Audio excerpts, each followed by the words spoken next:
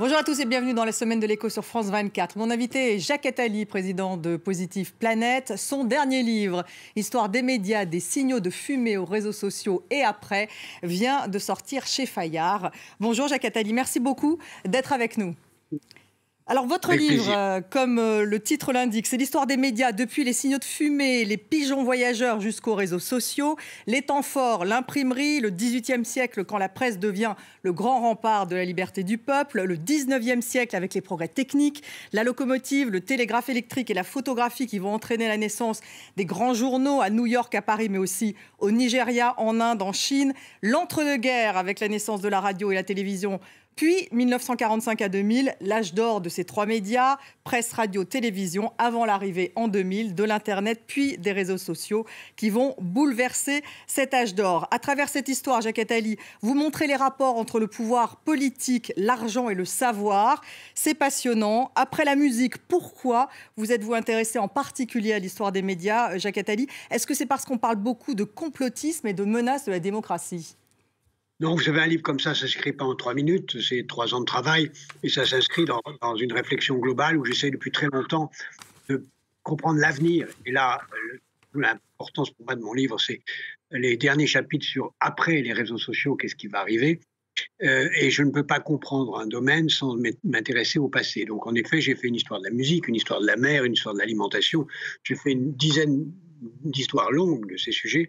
Et naturellement, les médias ne pouvaient pas être oubliés parce qu'ils sont au cœur de notre rapport au monde, au cœur de notre rapport à l'histoire, et au cœur de nos sociétés. Et en effet, aujourd'hui, au cœur de la politique. Et au moment où le livre sort, il est sorti à un moment où les débats sur les réseaux sociaux, sur les GAFA, sur le complotisme étaient particulièrement d'actualité. Mais mon livre essaye de montrer que ça s'inscrit dans une logique implacable avec ce qui s'est passé avant, mais que tout ça n'est rien à côté de ce qui nous attend dans les 20 années qui viennent. Oui, on va y revenir justement sur le futur. Vous écrivez dans votre livre, Jacques Attali, que jamais les moyens de s'informer n'ont été aussi importants et pourtant, ceux qui ont accès au cercle de pouvoir politique, national ou local, du pouvoir économique, technologique, culturel et scientifique continuent, comme depuis 3000 ans, d'être les seuls à avoir accès aux informations essentielles pour investir au mieux leur argent, occuper les postes de pouvoir et créer une vie libre. Comme depuis toujours, vous écrivez. Est-ce que ça fait 3000 ans, effectivement, que seule une élite en profite et pourquoi ? C'est un jeu de cercle vicieux. Quand on est dans l'élite, on a dans l'information, et quand on a dans l'information, on rentre dans l'élite. Donc, dans l'élite de pouvoir, ce n'est pas je préférerais qu'on parle de gens de pouvoir plutôt que d'élite, parce que la vraie élite, c'est les médecins, c'est les chercheurs, c'est les infirmières, c'est ceux que j'appelle aujourd'hui les pionniers de l'économie de la vie. Mais disons que les maîtres du pouvoir sont ceux qui ont l'information. Ça a été d'abord les prêtres, puis et à peu près en même temps les empereurs, les généraux, les politiques. Puis ça a été les marchands, et c'est les marchands qui ont créé la presse, parce qu'ils se sont rendus compte que les informations très précieuses qu'ils avaient pour eux, ils pouvaient en vendre une partie, pas la plus précieuse, pas la plus confidentielle.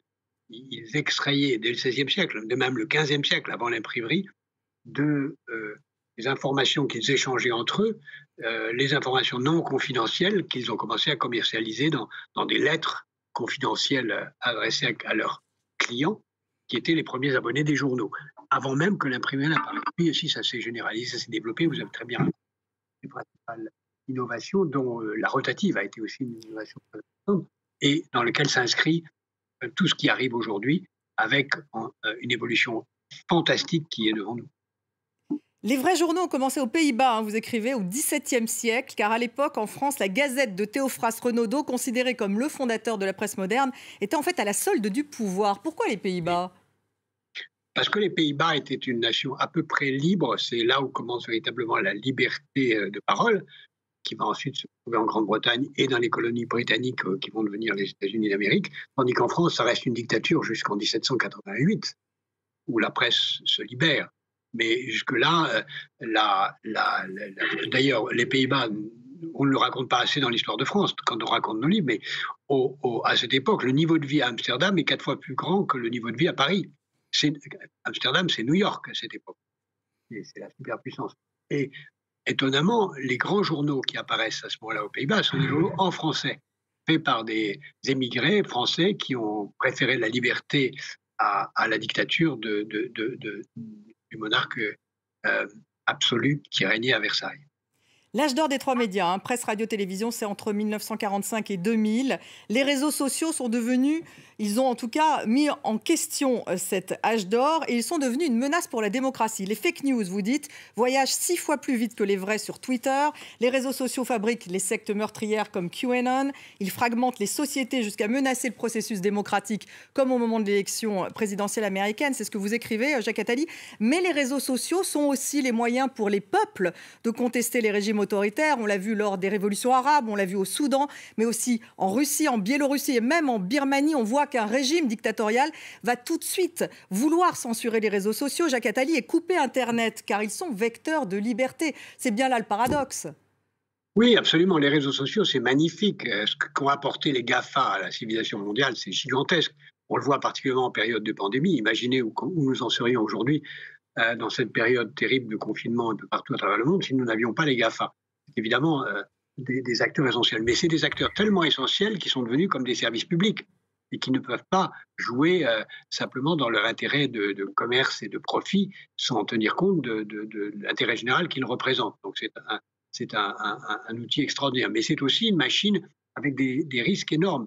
Des machines qui tuent la presse d'abord, puisqu'ils ont inspiré toute la publicité de la presse. Donc la presse ne pourra survivre que si elle réussit à être une presse numérique et ne comptant que sur ses abonnés, non pas sur la publicité. Il crée une addiction au sensationnel, avec une addiction aux choses les plus rapides, les plus brèves, avec une instantanéité extrême, avec une prééminence de la distraction sur l'information et surtout, une difficulté de plus en plus grande à distinguer le vrai du faux. Comme qu'on connaît d'ailleurs, je le raconte, il y a bien d'exemples de fausses rumeurs, de fausses informations, même au temps de Jules César, qui ont joué des rôles très importants dans l'histoire. Mais aujourd'hui, la grande difficulté, c'est que, à cause ou grâce aux réseaux sociaux, qui sont un magnifique instrument d'information globale, distinguer le vrai du faux est devenu le plus important. Et c'est le rôle de la presse, comme c'est le rôle de l'école, des enseignants, des instituteurs, des universitaires, que d'aider à distinguer le vrai du faux. Je rêve d'une application aussi efficace que le moteur de recherche de Google, qui nous permettra en une seconde de savoir si quelque chose entendu quelque part est vrai ou faux. Est vrai ou faux. C'est rien à côté de ce qui va arriver après. Quand Twitter supprime le compte de Donald Trump, est-ce que c'est une bonne décision ? C'eût été une très bonne décision si Twitter était reconnu comme un service public et que la décision avait été prise par un organe démocratique. Et Twitter est involontairement une entreprise privée devenue un service public. Donc ils ont été très embarrassés d'avoir à prendre à titre privé une décision d'intérêt général. Pour moi, la décision prise était la bonne, mais elle démontre simplement qu'elle n'aurait jamais dû être prise par une entreprise privée, mais par un organe d'intérêt général. Sinon, si Twitter décide de supprimer le compte de M. Trump, pourquoi ne déciderait-il pas demain de supprimer celui de M. Biden ou celui de M. Macron ou celui de qui que ce soit d'autre, y compris vous et moi. Donc comment les réguler, justement ? Comment réguler Twitter ? Est-ce qu'il faut mettre des règles en place ? Oui, il faut des règles. Les Chinois ont très bien compris, qui ont d'ailleurs commencé parce que le Parti communiste chinois se sent menacé à maîtriser leur propre réseau au bénéfice d'une censure cette fois. Donc on est passé d'une maîtrise, d'un excès de pouvoir des GAFA chinois à une censure politique qui a d'ailleurs joué un rôle très important et très nocif dans la pandémie, puisque si les GAFA chinois avaient pu faire paraître et faire passer au monde la connaissance que des Chinois échangeaient sur WeChat sur l'émergence d'une nouvelle maladie, on n'en serait pas là, on l'aurait maîtrisé. Donc la censure des réseaux chinois était un désastre, puisqu'on peut dire que la censure des réseaux chinois a été un facteur de déploiement de la pandémie. Donc il faut des règles internationales, des règles de transparence, des règles fiscales, des règles de démantèlement. Il faudrait des organismes indépendants, par exemple, Jacques Attali, qui régulent. Au moins des règles communes. La guerre sans doute éviter que ces GAFA cannibalisent toutes les autres innovations, qu'ils achètent tout ce qui passe pour empêcher les innovations qui inévitablement un jour les détruiront, comme tout est humainement mortel, de prospérer. Donc il faut faire sans doute, et c'est seul le gouvernement américain qui peut le décider, s'il en a encore la force face à des GAFA qui sont devenus tout puissants. Oui.